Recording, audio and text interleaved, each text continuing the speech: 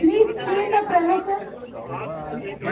Water bottles, whatever you have left it on the ground, please pick it and put it in the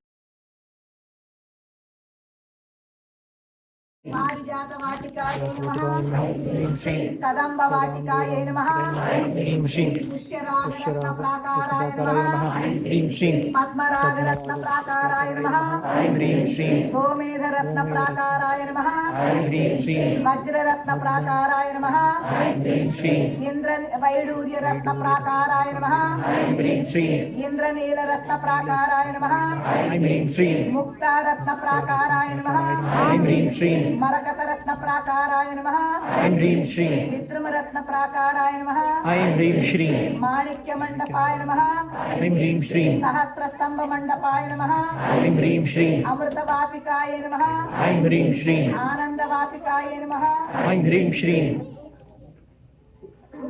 विमर्श वापिकाय नमः ऐं ह्रीं श्रीं बालातपोद्गाराय नमः ऐं ह्रीं श्रीं चंद्रिकोद्गाराय नमः ऐं ह्रीं श्रीं महाशृंगार परिघाय नमः ऐं ह्रीं श्रीं महापद्माटव्यै नमः ऐं ह्रीं श्रीं అమ్మ అందరూ చూడాలి.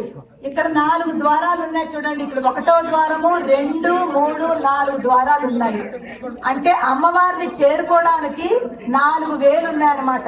మన ఇంటికి ద్వారాలు ఎలా ఉంటాయి, డోర్స్ ఎలా ఉంటాయి, అలాగా అమ్మవారిని చేరుకోవడానికి 4 వేలు ఉన్నాయన్నమాట. ఏమిటిటవి? శ్రీ విద్యా ఉపాసన అనే ఒక ఉపాసన ఉంటుంది. మేమందరం శ్రీ విద్యా ఉపాసకులము. శ్రీ విద్యా ఉపాసన ద్వారా అమ్మవారి దగ్గర చేరుకోవడానికి 4 మార్గాలు ఉన్నాయి.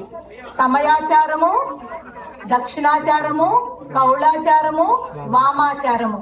ఈ 4 వేరు వేరు చేరుకోవడం అమ్మవారి దగ్గరికి చేరుకుంటాం, కానీ ప్రొసీజర్ వేరుంటుంది, పద్ధతి వేరుంటుంది.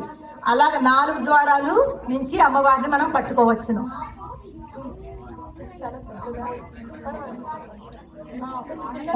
ఎంత బాగా వింటే అంత మీకు ఆ నాలెడ్జ్ మీ లోపలికి పెడుతుంది. ఇది అమ్మవారి గురించి తెలుసుకుంటున్నట్టే చాలా డీప్ గా అమ్మవారు ఎలా ఉంటుందా అనేది తెలుసుకుంటున్నాం మనం. అందు గురించి చాలా జాగ్రత్తగా వినండి. ఇక్కడ 3 రోస్ ఉన్నాయి.